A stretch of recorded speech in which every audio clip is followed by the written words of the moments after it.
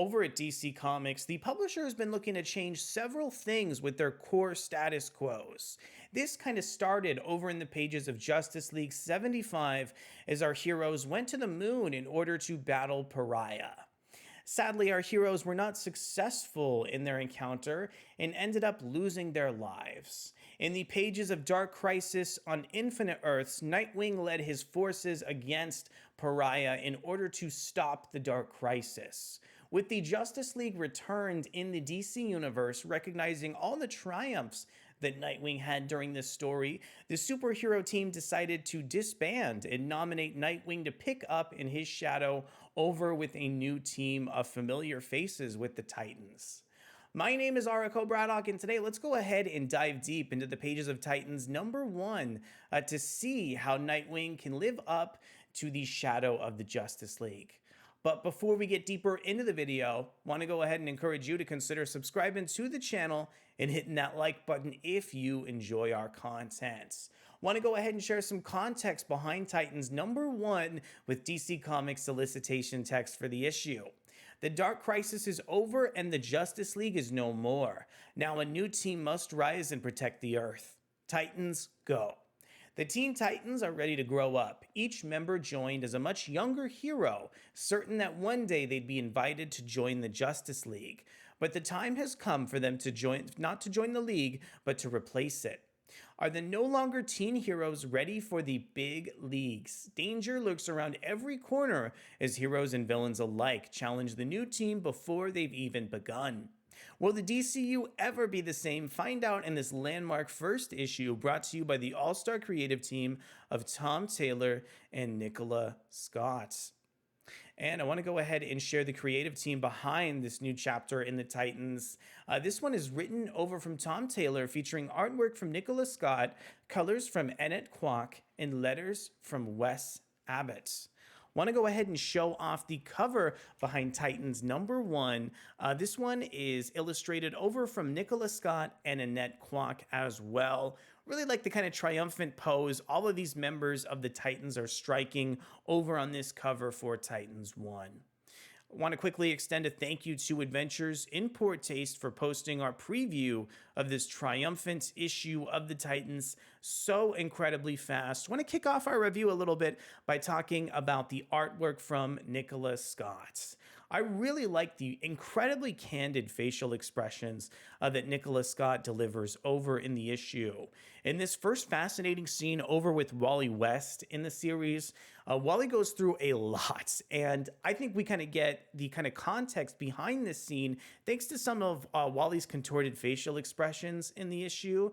I think this also kind of really stands in line over with some of the art in the main Flash series as well. So thought this was an incredibly kind of cohesive and weird plot thread over for the Flash that really kind of dived me deeper into the issue, and the way that Nicola Scott is able to render this with a sense of humor and so much of a precise line is really fascinating throughout this tale.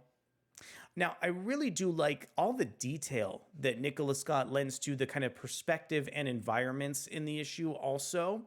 In this scene over between Raven and Garth in the issue, there's a really strong sense of place as the duo kind of wake up over in a bed. And when Garth goes to kind of the edge of the room, there's so much of a definition defined in the room from some of the perspective with Nicola Scott's art in the issue. Also, I think Annette Kwok's colors in the tale really make sure that this Teen Titans comic book feels kind of incredibly cohesive as well, with all of the kind of the characters throughout the DC universe having such kind of an interesting costume. It's really important that the colors in the tale are able to really kind of evoke the fascinating kind of costume designs behind these characters. Want to talk a little bit about the script over from Tom Taylor.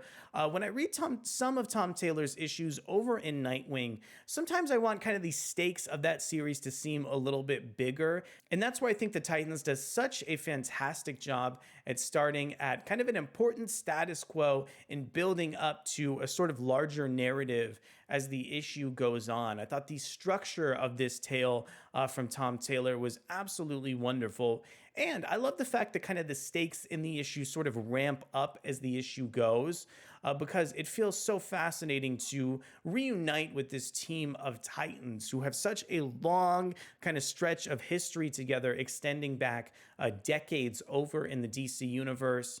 I thought the kind of continuity between the characters and Tom Taylor, some of their side conversations from issues published a very long time ago, are definitely kind of referenced and held in a little bit of reverence from both Tom Taylor and Nicola Scott in the story. I really like this kind of new status quo over for Raven and Garth as well.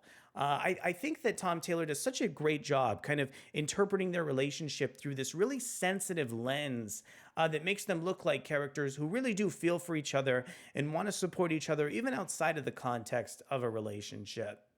Also, I did like this moment over with Tempest in the issue. I hope that kind of Tempest is going to return to the team eventually, maybe for a guest spot over in future issues, because the way he was sort of teased in this first couple pages of the issue were just so intriguing, and it feels like there's kind of more narrative from him that hopefully we'll see in future issues over for this Titan story. I really enjoyed when the villain Titano kind of emerged over in the issue, as it sort of opened up this kind of political dispute between the Titans and several other members in the DC universe. And getting that kind of sense of intrigue is really what I was looking for. As I said, I was looking for kind of some high stakes and a story that involved, multiple characters in the DC universe. So really think that this issue is kind of tied together really well. And one of the things I'm really curious about is if any of these sort of Donna DC primer material is going to be referenced here, as well as some of those kind of lingering plot threads over from Dark Crisis on Infinite Earths 7. I love the fact that kind of Dark Crisis and some of the status quos over for that story are referenced in this issue as well. And again, I do want to kind of also mention that it's great that Tom Taylor, even though he kind of has a fascinating sense of script over with kind of several fascinating aspects of the DC universe, as well as Wally West, he still takes time to commemorate the fact that kind of the Titans are moving over to Bloodhaven and are embarking on a much different kind of quest. Also, I really enjoyed the fact that this issue was kind of, mindful of the fact that Wally is going through such a kind of big change over in his DC Universe title, as he's become, such a family man that's referenced across each issue. And the fact that the Titans reference that, he's sort of in a different place in his life than where the Titans are at right now, I thought was extremely, extremely interesting. Also, very intrigued by some of the political implications of the issue, as well as the kind of final panel of the tale, teasing this fascinating Wally West story that the issue kicks off with. So overall, in terms of this new start with the Titans, I think this is a pretty strong issue that captures several fascinating new status quo elements of the Titans across this story. I also like the way that Tom Taylor carefully kind of adds a few elements of kind of stakes to the story that are probably going to pay off in future issues, but he's not in a rush to kind of dial those elements up in the story yet. I'm really hoping that they'll start to develop as the kind of issue moves on. In the final panel of this story, we're teasing the fact that Brother Blood is returning next issue.